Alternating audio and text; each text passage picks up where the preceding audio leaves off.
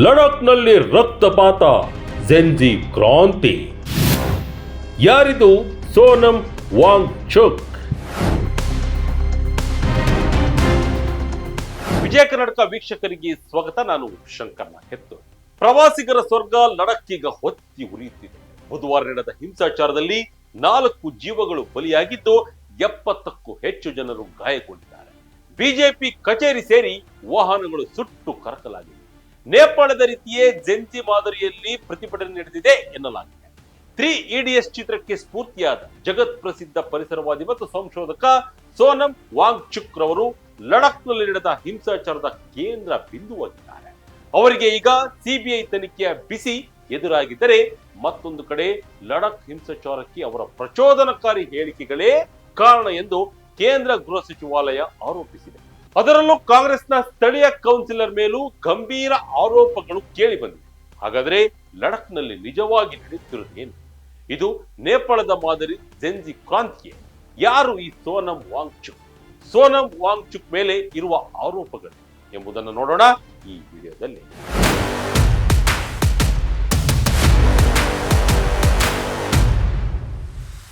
ಹೌದು, ಲಡಾಖ್ಗೆ ರಾಜ್ಯದ ಸ್ಥಾನಮಾನ ಮತ್ತು ಸಂವಿಧಾನದ 6ನೇ ಶೆಡ್ಯೂಲ್ ಸ್ಥಾನಮಾನ ನೀಡಬೇಕೆಂದು ಒತ್ತಾಯಿಸಿ ನಡೆಯುತ್ತಿದ್ದ ಬೃಹತ್ ಬಂದ್ ಬುಧವಾರ ಹಿಂಸಾಚಾರಕ್ಕೆ ತಿರುಗಿತ್ತು. ಪ್ರತಿಭಟನಾಕಾರರು ಬಿಜೆಪಿ ಕಚೇರಿಗೆ ಬೆಂಕಿ ಹಚ್ಚಿ ಪೊಲೀಸರೊಂದಿಗೆ ಘರ್ಷಣೆ ನಡೆಸಿದರು. ಈ ವೇಳೆ 4 ಸಾವನ್ನಪ್ಪಿ 70ಕ್ಕೂ ಹೆಚ್ಚು ಜನರು ಗಾಯಗೊಂಡಿದ್ದರು. ಸೆಪ್ಟೆಂಬರ್ 10ರಿಂದ ಉಪವಾಸ ಸತ್ಯಾಗ್ರಹ ನಡೆಸುತ್ತಿದ್ದ 15 ಮಂದಿಯಲ್ಲಿ 2 ಆರೋಗ್ಯ ಹದಗೆಟ್ಟು ಆಸ್ಪತ್ರೆಗೆ ದಾಖಲಾದ ನಂತರ ಲೇ ಅಪೆಕ್ಸ್ ಬಾಡಿಯ ಯುವ ವಿಭಾಗವು ಪ್ರತಿಭಟನೆಗೆ ಕರೆ ನೀಡಿದೆ. ಇನ್ನು ಈ ಬೆಳವಣಿಗೆಯ ಬೆನ್ನಲ್ಲೇ ಲಡಾಖ್ನಲ್ಲಿ ರಾಜ್ಯ ಸ್ಥಾನಮಾನಕ್ಕಾಗಿ ನಡೆದ ಪ್ರತಿಭಟನೆ ಹಿಂಸಾ ರೂಪಕ್ಕೆ ತಿರುಗಿ ಪೊಲೀಸ್ ಫೈರಿಂಗ್ ನಲ್ಲಿ 4 ಮೃತಪಟ್ಟ ಘಟನೆ ನಡೆದಿದೆ. ಇದಾದ ಬಳಿಕ ಉಪವಾಸ ಸತ್ಯಾಗ್ರಹ ನಡೆಸುತ್ತಿದ್ದ ಸೋನಂ ವಾಂಗ್ಚುಕ್ ತಮ್ಮ ಉಪವಾಸವನ್ನ ಅಂತ್ಯಗೊಳಿಸಿದ್ದು, ಸಾಮಾಜಿಕ ಮಾಧ್ಯಮದಲ್ಲಿ ಲಡಾಖ್ನ ಯುವಕರಿಗೆ ಶಾಂತಿಯುತವಾಗಿ ಪ್ರತಿಭಟಿಸುವಂತೆ ಮತ್ತು 5 ವರ್ಷಗಳಿಂದ ನಡೆಯುತ್ತಿರುವ ಈ ಚಳುವಳಿಯನ್ನ ಹಾದಿ ತಪ್ಪಿಸದಂತೆ ಮನವಿ ಮಾಡಿದರು. ಕೇಂದ್ರ ಗೃಹ ಸಚಿವಾಲಯದಿಂದ ಬಿಗ್ ಆರೋಪ. ವಾಂಗ್ಚುಕ್ ಪ್ರಚೋದನೆಯಿಂದ ನಡೀತ ಗಲಭೆ.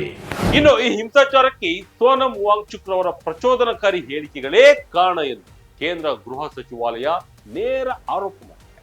ಲಡಾಖ್ ಗಲಭೆಯ ಬೆನ್ನಲ್ಲೇ ಕೇಂದ್ರ ಗೃಹ ಸಚಿವಾಲಯ ವಿವರವಾದ ಹೇಳಿಕೆಯನ್ನ ಪ್ರಕಟಿಸಿದ್ದು, ಸರ್ಕಾರವು ಲೇ ಅಪೆಕ್ಸ್ ಬಾಡಿ ಮತ್ತು ಕಾರ್ಗಿಲ್ ಡೆಮಾಕ್ರೆಟಿಕ್ ಅಲಯನ್ಸ್ ಜೊತೆ ನಿರಂತರವಾಗಿ ಮಾತುಕತೆ ನಡೆಸುತ್ತಿದೆ.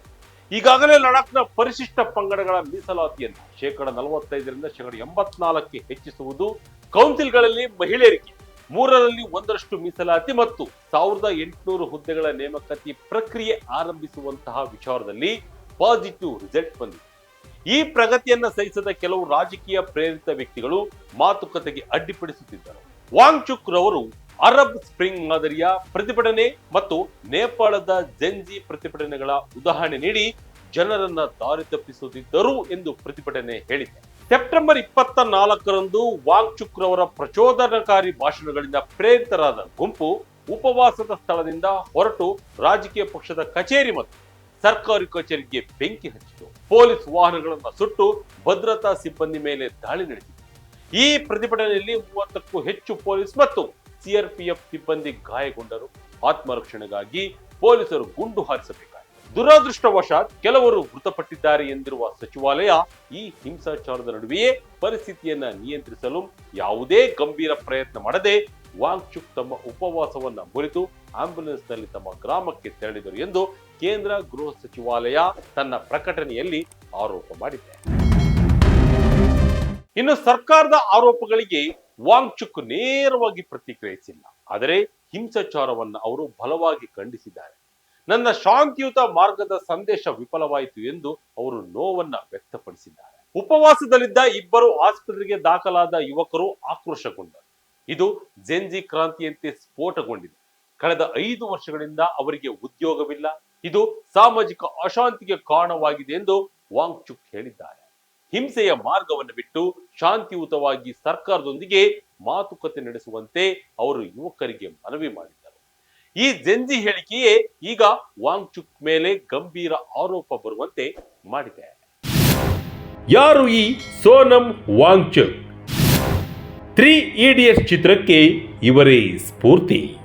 ಇನ್ನು ಸೋನಂ ವಾಂಗ್ಚುಕ್ ಯಾರು ಎಂಬುದನ್ನ ಗಮನಿಸಿದರೆ 1966ರಲ್ಲಿ ಜನಿಸಿದ ಸೋನಂ ವಾಂಗ್ಚುಕ್ ಕೇವಲ ಹೋರಾಟಗಾರರಲ್ಲ, ಅವರು ಒಬ್ಬ ಇಂಜಿನಿಯರ್, ಸಂಶೋಧಕ ಮತ್ತು ಶಿಕ್ಷಣ ತಜ್ಞ. 2009ರ 3 ಇಡಿಯಟ್ಸ್ ಚಿತ್ರದಲ್ಲಿ ಅಮೀರ್ ಖಾನ್ ನಿರ್ವಹಿಸಿದ ಪಾತ್ರಕ್ಕೆ ಇವರೇ ಸ್ಫೂರ್ತಿ. ಲಡಾಖ್ನ ಸಾಂಸ್ಕೃತಿಕ ಮತ್ತು ಪರಿಸರಕ್ಕೆ ಸೂಕ್ತವಾದ ಶಿಕ್ಷಣ ವ್ಯವಸ್ಥೆಯನ್ನ ರೂಪಿಸಲು ಅವರು ಸೆಕ್ಮೋಲ್ ಎಂಬ ಸಂಸ್ಥೆಯನ್ನ ಸ್ಥಾಪಿಸಿದರು. ಕೃತಕ ಹಿಮನದಿಗಳನ್ನ ಸೃಷ್ಟಿಸಿ ನೀರಿನ ಸಮಸ್ಯೆಗೆ ಪರಿಹಾರ ಕಂಡುಕೊಂಡಿದ್ದು ಅವರ ಪ್ರಮುಖ ಸಂಶೋಧನೆಗಳಲ್ಲಿ ಒಂದು. ಅವರ ಈ ಅನನ್ಯ ಸೇವೆಗಾಗಿ 2018ರಲ್ಲಿ ಅವರಿಗೆ ಪ್ರತಿಷ್ಠಿತ ರಾಮನ್ ಮ್ಯಾಗೆಸೆ ಪ್ರಶಸ್ತಿಯನ್ನು ನೀಡಿ ಗೌರವಿಸಲಾಗಿದೆ. ಲಡಖ್ಗೆ ವಿಶೇಷ ಸ್ಥಾನಮಾನಕ್ಕಾಗಿ ಅವರು ನಿರಂತರವಾಗಿ ಹೋರಾಡುತ್ತಿದ್ದು ಈ ಹಿಂದೆ ಪಾದಯಾತ್ರೆ ಮತ್ತು ಹಲವು ಉಪವಾಸ ಸತ್ಯಾಗ್ರಹಗಳನ್ನು ಕೂಡ ನಡೆಸಿದ್ದಾರೆ. ಆದರೆ ಈಗ ಇವರ ಹೆಸರು ಲಡಾಖ್ನಲ್ಲಿ ನಡೆದ ಸಂಘರ್ಷಕ್ಕೆ ತಳುಕು ಹಾಕಿಕೊಂಡಿದೆ. ಸೋನಂ ವಾಂಗ್ಚುಕ್ಗೆ ಸಿಬಿಐ ತನಿಖೆಯ ಬಿಸಿ. ಕಾಂಗ್ರೆಸ್ ಕೌನ್ಸಿಲರ್ ಸೆಫಗ್ ಮೇಲೆ ಎಫ್ಐಆರ್. ಲಡಾಖ್ನಲ್ಲಿ ನಡೆದ ಗಲಭೆಯ ನಡುವೆ ಖ್ಯಾತ ಪರಿಸರ ಹೋರಾಟಗಾರ ಸೋನಂ ವಾಂಗ್ಚುಕ್ ಮೇಲೆ ಸಿಬಿಐ ತನಿಖೆಯ ಸುದ್ದಿ ಕಾಡ್ಗಿಚ್ಚಿನಂತೆ ಹರಡಿದೆ. ವಾಂಗ್ಚುಕ್ ಹಾಗೂ ಅವರು ಸ್ಥಾಪಿಸಿದ ಸಂಸ್ಥೆಯ ವಿರುದ್ಧ ವಿದೇಶಿ ದೇಣಿಗೆ ನಿಯಂತ್ರಣ ಕಾಯ್ದೆಯ ಉಲ್ಲಂಘನೆ ಆರೋಪದ ಮೇಲೆ ಸಿಬಿಐ ಪ್ರಾಥಮಿಕ ತನಿಖೆಯನ್ನು ನಡೆಸುತ್ತಿದೆ. ಆದರೆ ಕೇಂದ್ರ ಗೃಹ ಸಚಿವಾಲಯ ನೀಡಿದ ದೂರಿನ ಆಧಾರದ ಮೇಲೆ ಸುಮಾರು 2 ತಿಂಗಳ ಹಿಂದೆಯೇ ಈ ತನಿಖೆ ಆರಂಭವಾಗಿದ್ದು ಇನ್ನೂ ಪ್ರಗತಿಯಲ್ಲಿದೆ. ಈ ಕುರಿತು ಸ್ವತಃ ವಾಂಗ್ಚುಕ್ ರವರೇ ಪ್ರತಿಕ್ರಿಯಿಸಿದ್ದು, ಸುಮಾರು 10 ದಿನಗಳ ಹಿಂದೆ ಸಿಬಿಐ ತಂಡವೊಂದು ತಮ್ಮನ್ನ ಭೇಟಿಯಾಗಿ ತಮ್ಮ ಸಂಸ್ಥೆಯಾದ Himalayan institute of alternatives Ladakh ಮೇಲಿನ ಎಫ್ಸಿಆರ್ಎ ಉಲ್ಲಂಘನೆ ಆರೋಪದ ಬಗ್ಗೆ ತನಿಖೆ ನಡೆಸುತ್ತಿರುವುದಾಗಿ ತಿಳಿಸಿದೆ ಎಂದಿದ್ದಾರೆ. ಲಡಾಖ್ ಗಲಭೆ ಬೆನ್ನಲ್ಲೇ ಕಾಂಗ್ರೆಸ್ ಕೌನ್ಸಿಲರ್ ಪುಟ್ಸಾಂಗ್ ಸ್ಟ್ಯಾಂಜಿನ್ ಸೇಫಗ್ ರವರ ಮೇಲೆ ಕೇಸ್ ದಾಖಲಾಗಿದೆ. ಲೇಹ್ನಲ್ಲಿ ಕರ್ಫ್ಯೂವನ್ನು ಜಾರಿಗೊಳಿಸಲಾಗಿದೆ. ಕಾನೂನು ಸುವ್ಯವಸ್ಥೆ ಕಾಪಾಡಲು ಸಿಆರ್ಪಿಎಫ್ ಹಾಗೂ ಸ್ಥಳೀಯ ಪೊಲೀಸರ ಜೊತೆ ಇಂಡೋ ಟಿಬೇಟಿಯನ್ ಬಾರ್ಡರ್ ಪೊಲೀಸ್ ಅನ್ನ ನಿಯೋಜನೆ ಮಾಡಲಾಗಿದೆ. ಕಾರ್ಗಿಲ್ನಲ್ಲಿಯೂ ನಿರ್ಬಂಧವನ್ನು ವಿಧಿಸಲಾಗಿದೆ. ಗಲಭೆಗೆ ಕಾಂಗ್ರೆಸ್ ಕಾರಣ ಎಂದು ಬಿಜೆಪಿ ಆರೋಪಿಸಿದ್ದು, ಕಾಂಗ್ರೆಸ್ ಕೌನ್ಸಿಲರ್ ಸೇಫಗ್ ಗಲಭೆಯಲ್ಲಿ ಭಾಗವಹಿಸಿದ್ದ ಎಂದು ಆರೋಪಿಸಿದೆ. ಆದರೆ ವಾಂಗ್ಚುಕ್ 5,000 ಮಂದಿಯನ್ನ ಕರೆದುಕೊಂಡು ಬರುವಂತಹ ಪ್ರಭಾವ ಕಾಂಗ್ರೆಸ್ಗೆ ಲಡಾಖ್ನಲ್ಲಿ ಇಲ್ಲ ಎಂದು ಹೇಳಿದೆ. ಲಡಾಖ್ನ ಲೆಫ್ಟಿನೆಂಟ್ ಗವರ್ನರ್ ಕವಿಂದರ್ ಗುಪ್ತಾರ್ ಅವರು ಗಲಭೆ ಹಿಂದೆ ಪಿತೂರಿ ಇದೆ, ಸಂಘರ್ಷದಲ್ಲಿ ಭಾಗಿಯಾದವರ ವಿರುದ್ಧ ಕಠಿಣ ಕ್ರಮಗಳನ್ನು ತೆಗೆದುಕೊಳ್ಳುತ್ತೇವೆ ಎಂದು ಹೇಳಿದ್ದು ಪೊಲೀಸರು ಎಫ್ಐಆರ್ ದಾಖಲು ಮಾಡಿದ್ದಾರೆ.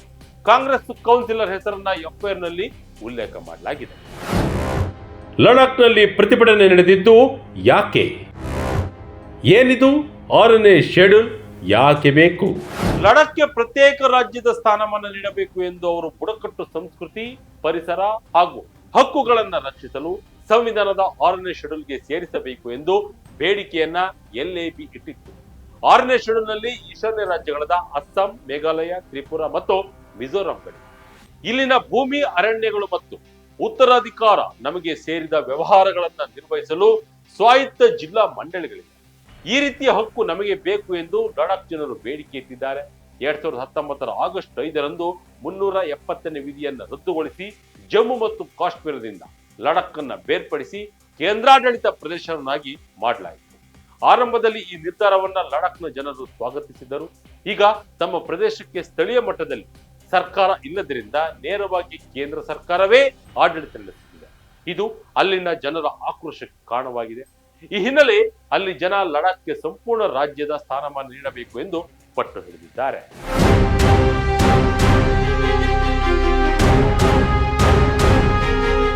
ಒಟ್ಟಿನಲ್ಲಿ ಲಡಾಖ್ನಲ್ಲಿ ಪರಿಸ್ಥಿತಿ ಬೂದಿ ಮುಚ್ಚಿದ ಕೆಂಡದಂತಿದೆ. ಒಂದ್ ಕಡೆ ಕೇಂದ್ರ ಸರ್ಕಾರವು ಅಭಿವೃದ್ಧಿ ಮಾತುಕತೆಗಳು ನಡೆಯುತ್ತಿದೆ ಎಂದರೂ ವಾಂಗ್ಚುಕ್ ಅವರಂತಹ ವ್ಯಕ್ತಿಗಳು ಜನರನ್ನ ಪ್ರಚೋದಿಸಿ ಹಿಂಸಾಚಾರಕ್ಕೆ ಕಾರಣರಾದರು ಎಂದು ಕೇಂದ್ರ ಸರ್ಕಾರ ಹೇಳುತ್ತಿದೆ. ಮತ್ತೊಂದೆಡೆಗೆ 5 ವರ್ಷಗಳಿಂದ ತಮ್ಮ ಬೇಡಿಕೆಗಳು ಈಡೇರದ ಕಾರಣ ಯುವಕರ ಆಕ್ರೋಶ ಕಟ್ಟೊಡೆದಿದೆ ಎನ್ನುವುದು ವಾಂಗ್ಚುಕ್ ಮತ್ತು ಪ್ರತಿಭಟನಾಕಾರರ ವಾದ. ಇವುಗಳ ನಡುವೆ ಲಡಾಖ್ನ ಶಾಂತಿಯುತ ಕಣಿವೆಯಲ್ಲಿನ ಈ ಅಶಾಂತಿ ಸದ್ಯಕ್ಕೆ ಶಮನಗೊಳ್ಳುವ ಲಕ್ಷಣಗಳು ಕಾಣುತ್ತಿಲ್ಲ. ಮುಂದಿನ ದಿನಗಳಲ್ಲಿ ಇದು ಯಾವ ತಿರುವು ಪಡೆಯಲಿದೆ ಎಂಬುದನ್ನ ಕಾದು ನೋಡಬೇಕಿದೆ. ಇದಾಗಿತ್ತು ಈ ಕ್ಷಣದ ಇಂಟ್ರೆಸ್ಟಿಂಗ್ ಸ್ಟೋರಿ. ಇದೇ ರೀತಿ ಸ್ಟೋರಿಗಾಗಿ Vijaya Kanaka website, YouTube page, Facebook page follow ಮಾಡ್ತಾರೆ. ಧನ್ಯವಾದಗಳು.